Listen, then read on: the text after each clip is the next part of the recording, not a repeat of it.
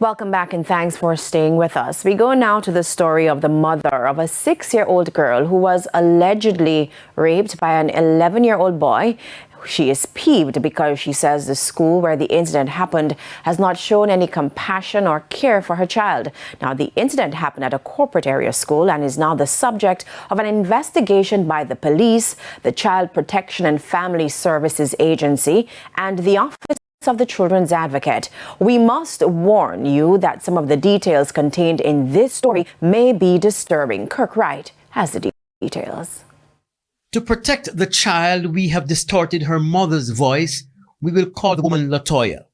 Latoya, a victim of rape herself, was petrified when she learned on March 11 that her 6-year-old daughter was sexually assaulted by an 11-year-old boy at school.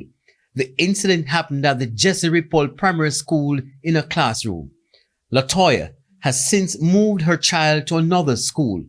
Latoya says her daughter was approached by the boy she had never spoken to before after school while she was at the pavilion awaiting the driver to take her home. And then the little boy asked her, has anyone ever touched you on your vagina before? And she said no. And then after that, he dragged my child. So he dragged the child and then took her to a classroom that is far away where no one could see him. And he opened the door and the girl and took her in there. She says the school showed her CCTV video of the boy leading her daughter to the classroom where the alleged sexual act took place. She says the video also showed her daughter running from the classroom approximately 6 minutes later. Latoya says her daughter explained to a Sissoka representative that the boy penetrated her and that he only released her from the classroom because she promised not to tell what he had done to her. The child also said when she went back to await her driver, the boy came asking something milky to drink, and when she refused, he offered to buy her a juice instead. In a meeting with the boy's parents, school representatives, and the police, Latoya says the boy told them he heard her daughter talking to her friends about sex, so he pulled her away to teach her about good touch and bad touch. Latoya says she took her daughter to Sissoka. The person that I went to at Sissoka, that person basically told me that nothing much will become of the situation because they're both minors. That was what being said to me. So I felt some type of way because going there, you're going there to get justice. Everybody keeps referring you to Sissoka. And then for them to say something like that, I feel a bit, emotional. Latoya says there are reasons to believe the boy had done something similar to another child.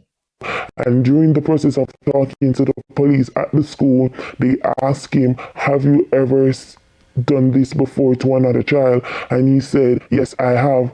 The mother says she's not satisfied with the measures taken by the school and Ministry of Education. The only thing that I'm being told is he is a minor, he cannot be charged. The school has not taken any disciplinary action against the child. They told me that he will need counseling.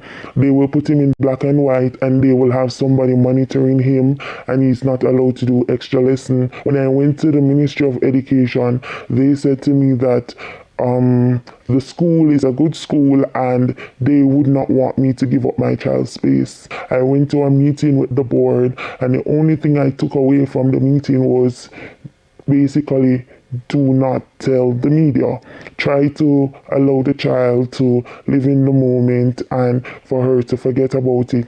Now, the 6-year-old is displaying signs of trauma as a result of the incident.